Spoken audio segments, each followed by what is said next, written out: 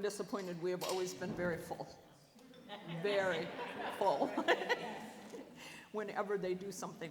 So as Pat said, we're so excited to have you here at the Women's Club. We have an organization that started in 1894, about 1890, right in that era. And we have always been the organization that was the movers and shakers of the Muskegon community. We were instrumental in the hiring of the first female police officer in the state of Michigan. We had one of the first well baby clinics in conjunction with Hackley School of Nursing I think in the state of Michigan, one of the first. And so these things all happened a long time ago. Our building was built in 1903 and 04. It was dedicated in 1904, and Minnie Smith, whose picture is over the fireplace in our parlor, if you'd like to stop there and admire Minnie, she would be happy as a clam about what's happening here at the club.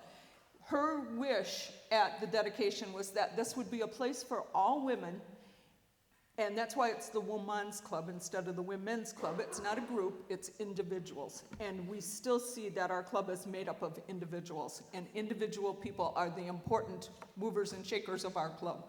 So that's good. But Minnie was in charge of all that, and she said she hoped that this building would be in use every day of the year. Well, we haven't quite made that. But let me tell you, in the last 5 years, we are getting close. The month of May has all of us with, see my hair, how spiky it is? It's naturally standing on end.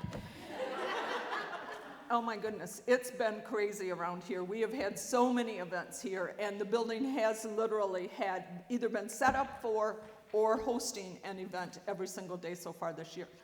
We started doing COVID immunization clinics thanks to Kathy Moore at the health department, and yay. So we are once again showing that our community is very important to us. So thank you again for coming today. We are here to honor two stellar women who have done a lot for our community.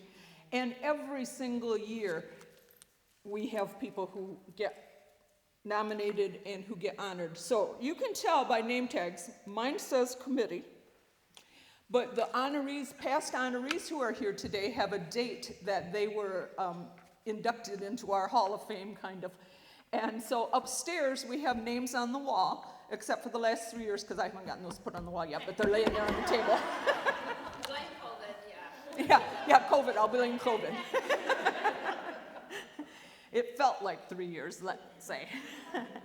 I'm Nancy Behring. I'm the chairman of this year's committee and immediate past president of the Women's Club. So anyway, I would like to introduce to you Kathy Moore, who is the head of the Community Health Department and the regional, she just told me. Yep, just a health officer for jurisdiction of Muskegon County. There you go. Did you hear that? Kathy is the health officer for the jurisdiction of Muskegon County. So we are so proud to have her here, and I'm really excited that she is going to take home some membership information. If you are not a member of the club and you would like membership information, Deb Roost, wave to the people, we'll be happy to get information available to you. We have some applications, and it's really cheap. Yeah, she's got a queenly wave. It's only $100 to join the club, and right now that $100 takes you through June of 22. So we would love to have lots more members. And by the way, our current president turned 30 just before she was installed as president. So it's not all little old ladies like me. There are some very young people here, and that's a great thing because that's the future of any organization. And she's pregnant with her first baby.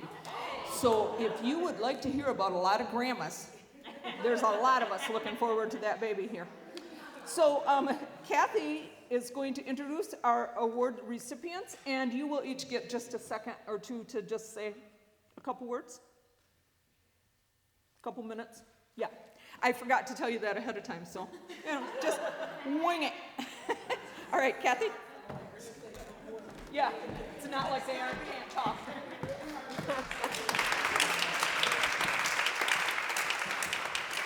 Thank you, Nancy, and thanks everyone for coming out and celebrating this honor for two absolutely amazing young ladies that I really admire and would empty my bank account if you needed help or needed me for anything, because you guys have done so much. You too, Jill. I'll give you some. Okay. I got to save some for the other people. I know you're okay though, because. So I'm gonna read from this, even though you all can read from it. But I want to say a little bit about each of them first. Zaneta was amazing, and she gave us a call. We're in the middle of COVID response, our community COVID response, and one of the early issues was testing. Testing was so limited and not available, and you needed a doctor's order, or you needed to have symptoms, or almost, ready to go into the hospital before you could get tested.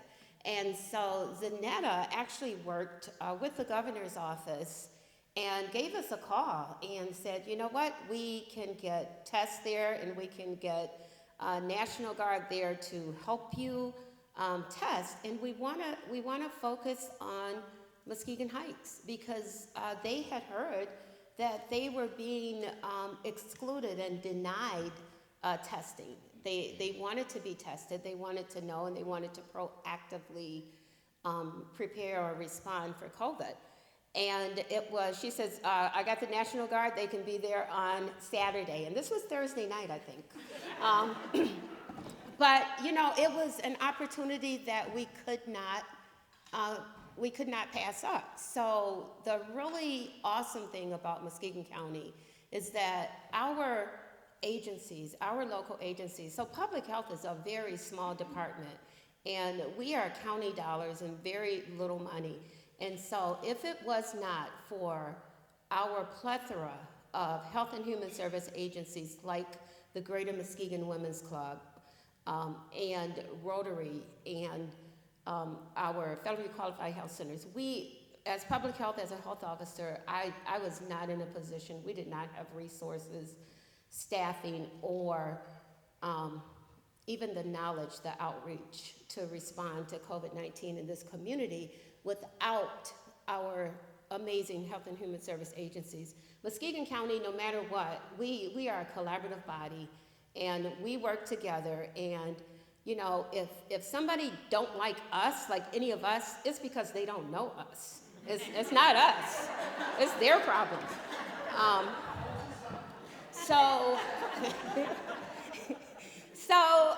I didn't really know Zaneta very well, but once I met her, she was passionate. She just came in, and she was very direct, which is what I like. I don't like to dilly-dally. I just like to do what we're going to do and get it done. And that was Zaneta. And I'm just really honored to be here to even introduce and share how much I appreciate what you did for public health, Muskegon Heights, and our whole community. So with that, Zaneta Adams is a wife, the mother of 6 children, and a military veteran. As a result of her military injury and recovery, she formed a nonprofit focused on assisting veterans like herself called WINC, Women Injured in Combat. In 2019, she was appointed by Governor Whitmer as Director of Military and Veteran Affairs for the state of Michigan. Zaneta works tirelessly to advocate and improve the lives of those who have served this country. In 2020, Zaneta received the first Hometown Hero Award from the USS Silverside Submarine Museum. She also serves on the Silverside Board of Directors. Ladies, and do we have any gentlemen here today? Wait, ladies and one gentleman, Zaneta Adams.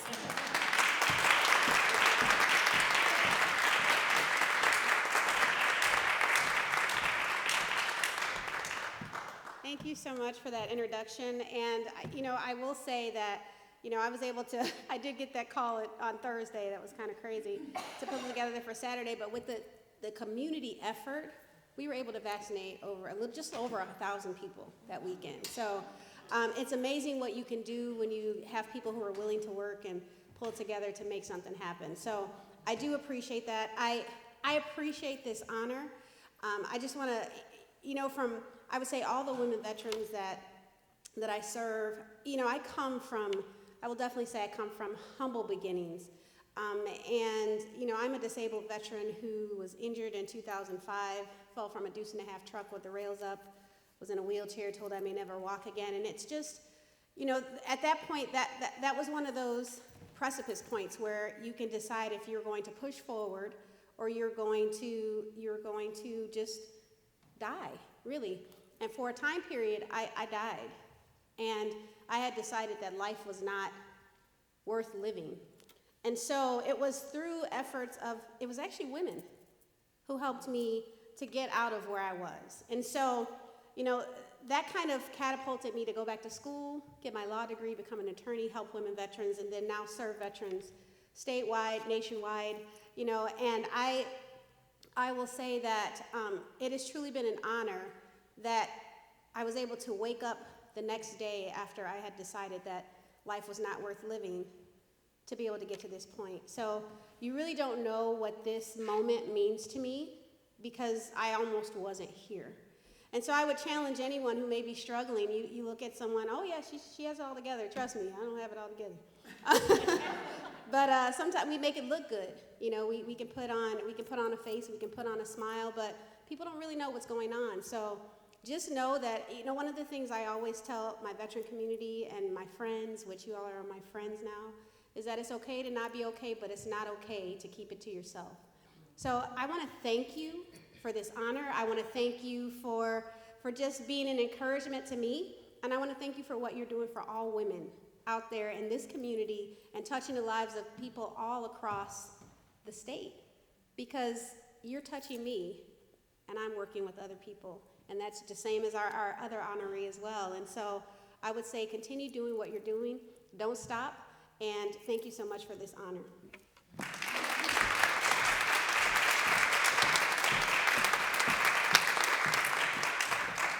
Thank you, Zaneta. Very, very well deserved.